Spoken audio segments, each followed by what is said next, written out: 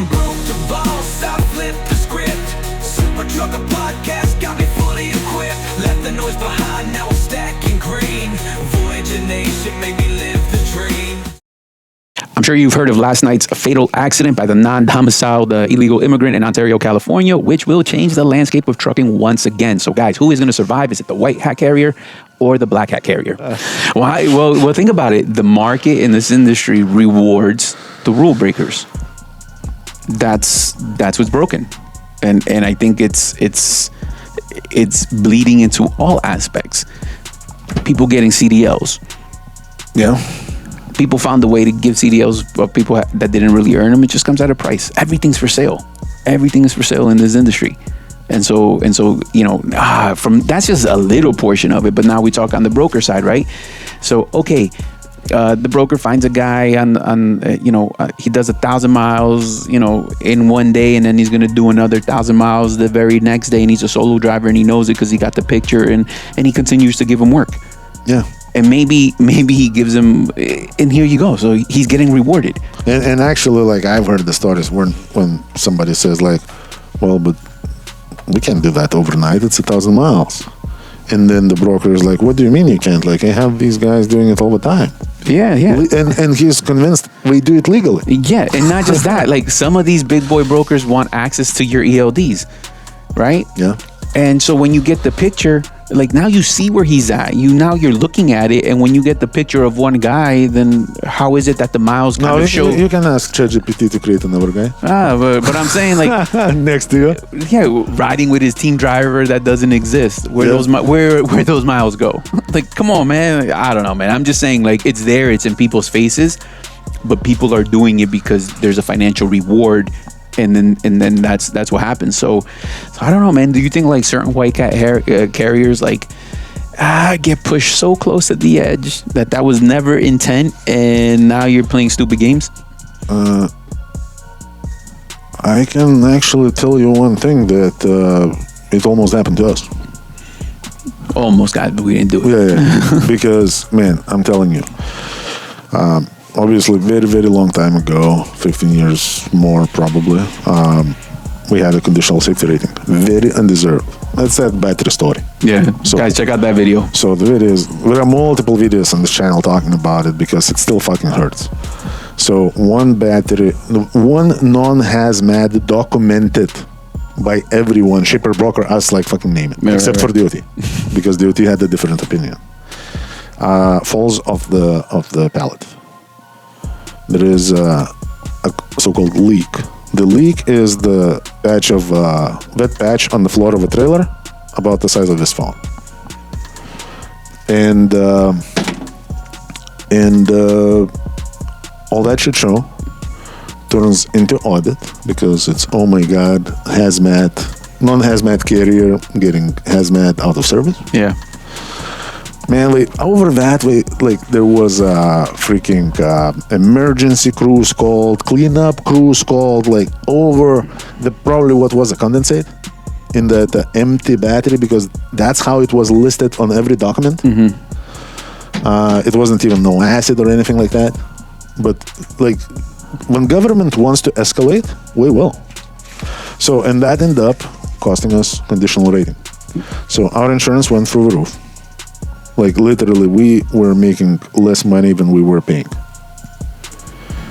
So the market at that point in time was pretty decent. That helped with keeping enough people working with us. Very few, but enough. Right, yeah. Just to survive. We burned through all the fat that we had. Mm-hmm. We took personal loans to stay afloat. And that lasted for a year. And I'm gonna lie to you, multiple times during that year, when we were pushing to reestablish safety score and everything else, especially because it felt extremely unfair. I still think it's unfair. Man, I'm not gonna lie, I thought about it many times, because there was no light at the end of the tunnel.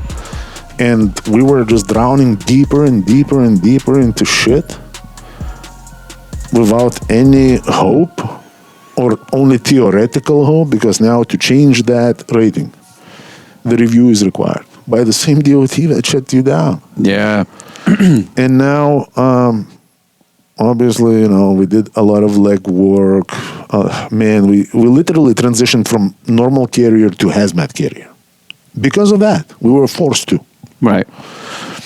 And then at the end of the day, we met all those rules of a hazmat carrier while still not carrying hazmat at all. Damn, man. And then we requested to review. And here's where I think that usually reviews don't go that easy. But here's why I think that it's super unfair. I think because the reviewer was the regional office of the DOT, I think when we looked at the whole package, we probably somewhat realized It's excessive. that was extremely excessive. But just because we realized that almost a year later, did not made our life any easier. We were literally almost done. And then usually after the review, it goes to unrated if everything is good. Ours went to safe. Well, it's a step So up. we went 2 steps forward. Right, yeah. This is why I'm thinking that, man, that shit was probably just like nearly personal vendetta because we tried to fight it. We tried to go to court. We tried to remove that inspection. Like, we did everything we could because we felt that. Yeah, so a lot of that problem is like during that entire year in that process, guys, you look to your left, you look to the right, and all these guys that are just almost even like mocking you because they do it crooked, and they're like, "What the fuck you doing, man? Why are you suffering?" And literally, Yeah. I was told that by multiple people. And I was like, no, somehow we're gonna make it. We're gonna make it. We're gonna make it. We're gonna make it. And like, man, like I knew all I need to do, just pop another MC, start slowly transitioning, do the same thing that everybody else does, underinsured trucks on this end, start slowly transitioning to this end, play it safe, and hopefully I can push through. Yeah. Because I don't have to just like let that company burning and transition everything. No, I'm just buying time. I can be booking loads under this company, but these trucks can be hauling them. See what I'm saying? Yeah. So that's what Black Hat Carrier would do. Man, like I was this motherfucking close from doing that, and then everything ended very it took very long time, but it ended very quickly once we started the process of a review. Man, that was a fucking refresher. At that point, I was like, man, like suffering through this and now being on this side just made us so much stronger. But man, like we had no blood left at that point. But that's what happens. I think it's this moral burnout of compliance because, like, knock on the wood and all that good stuff like that. But how many of these can a carrier take? Another round of that at any time. It could be years fucking later. Yeah, like absolutely. and don't forget, like ambulance chasers, this, that. You always dealing with something. And who does that reward? If we talk about reality, who does that reward? It rewards the people that are willing to keep playing that dirty game. Yeah, because even if we talk about like that accident last night, right? So I think the pressure's gonna fucking be on, man. I think there are people right now in that think tank thinking about like, how can we make this go faster? Because there are guys out there with unexpired CDLs that they're going to not be able to renew, but in the meantime they're out there. So there's gonna be another shoe that's gonna drop. But look, it's first of all, it's only focusing on the non-domicile CDL. Yeah, but I guess we, at the point the guy got it, we allowed it themselves, right? Man, I agree with that. Yeah, but it doesn't do jack shit to a Black Hat Carrier. No, because the process, to your point, is there. Like right now, as we speak, whoever owns that company, they're not sitting by the phone waiting to like, okay, let's wrong this right, or what can we? They're not working with anybody. They're probably in transition to something different right now. And can we even catch them? No, we probably already running under different name. Man, you see that shit all the time, man. So Because again, like there are plenty of companies that book freight on one name and run under another. it's funny. You look at it on TikTok and they'll see like guys at the truck stop like peeling one, one and putting the other one. But you know what's funny? Like a lot of times, like how many times would you say just to expose the bullshit of that, right? How many guys that left Voyager because we don't twist hours of service would laugh at that? Yeah. Fucking probably all of them. Yeah, for sure. Point fingers, laugh, talk smack. But what are we doing? Yeah, but I'm telling you, man, like this level of like to be a white hat carrier, man, like you get accused of being irrational. So let me explain. Let's say there's a breakdown. Boom, loaded, have to get that fucking there. And a guy's like, nah, man, I got a buddy, different fucking DOT on his, or he's like, he'll just grab it and deliver it. And I'm like, nah, man, I'm gonna do all that. We'll figure it out, man. It's our problem. Thank you, though. Appreciate that. And in their mind, they want to fix it so easy because of where they come from. They don't see the double brokering, perhaps, or what if something happens? Anything can happen. Yeah, so basically, we don't see the repercussions, and in a way, you appear like an enemy to them, even if you are the carrier that we're running under. Now he has a buddy, let's say literally 10 miles away, that can drop his trailer without telling his carrier. Yeah. Take that trailer and deliver. But the shit show that creates in the legal paperwork trail and everything else becomes a shit show for everybody, for broker, for us, for the carrier that his buddy works for. And on human level, yes, I understand that's the easiest, most cost-effective solution. Yes. But the only thing I can tell the broker, let's say we can maybe talk to that carrier. If we agree, then I can reach out to the broker and say, listen, I have a carrier who agrees to do it for this much. Do you want them to go ahead and repower?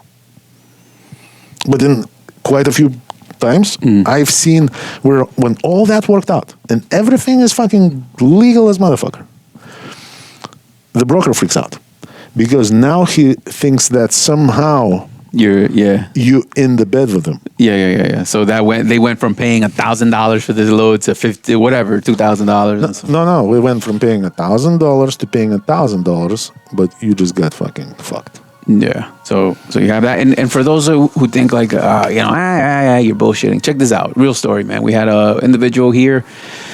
She had I want to say 4 trucks with us, right? And moves on, I think does her own authority, yada yada. And then we get a lovely fucking letter from a lawyer. So boom, it's fucking we got it now, and a video and pictures and shit. No video. I'm sorry, just pictures on this case. And what it is a VIN number that was never on our truck, that was never on our fleet, connected to a trailer that says Carl Former, backing into a guy on his motorcycle. So this guy backs into it. That driver never worked here in any of that. So in all of that, how do we come up? How do we come up on this thing? Like, so that's what I'm saying. The convoluting of all of this, it's so saturated with webs and nets and connections and who owns that trailer where they power only, but like these nuclear verdicts people, they're dragging everybody into. But again, that's thanks to like extremely ineffective system as highway, or maybe we're very effective, we just a little lost. Because now by collecting every bit and piece of information and nearly making it public, we're creating the same scenarios like that parking ticket that I fought in Indiana for like went multiple times to court, because based on the state of Indiana record, the only time that truck was inspected in Indiana, based on the VIN number, was when it was leased on to Voyager, which was about the lease was terminated about 2 years before the parking ticket happened. So I'm sure that guy has been places. Yeah. But just because state of Indiana has only one thing to look at. But it's crazy because I think the one I fought was Alabama, I want to say. I'm not sure where it was. But anyway, so we get on this fucking thing and now we're in court, right, on the Zoom or whatever the hell. and all of that, and it's not our ticket. The guy doesn't even run here. He's an owner operator. Fucking 5 hours of my life on this fucking call to finally get to us. All right, cool. And I'm like, all right, so you want the guy's name and stuff? Nah, that's okay. So it gets dismissed, rightfully so. It wasn't our situation. Wasn't, you know, the guy did rain here one time. But just like that, like you would think that the system would say, well, yeah, we want to give this to the right person. We want to keep people accountable. Yeah, no. So all of that shit for like, then why am I even here? And it's the same time for me. Multiple flights from Florida to Indiana court. Obviously, over a stupid ticket.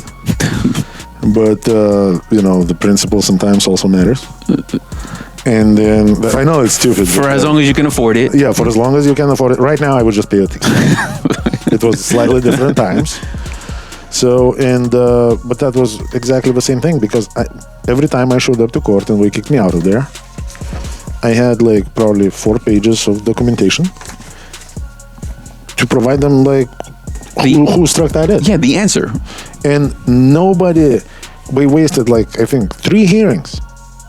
Nobody looked at those 4 pages fucking once. So is that about compliance or about something else? That's what I'm saying. It's never about probably the real justice. It's the system is just so broken, man. So there you go. Operators looking for the best business owner opportunity, look no further. I got all the programs that are going to make you successful. Everything to operating from 2 different fuel cards, top of the line trailers with a maintenance program that is unbeatable, to plates, insurance, you name it, we got it. All you got to do is give us a call, 863-342-5171. Learn more and get started.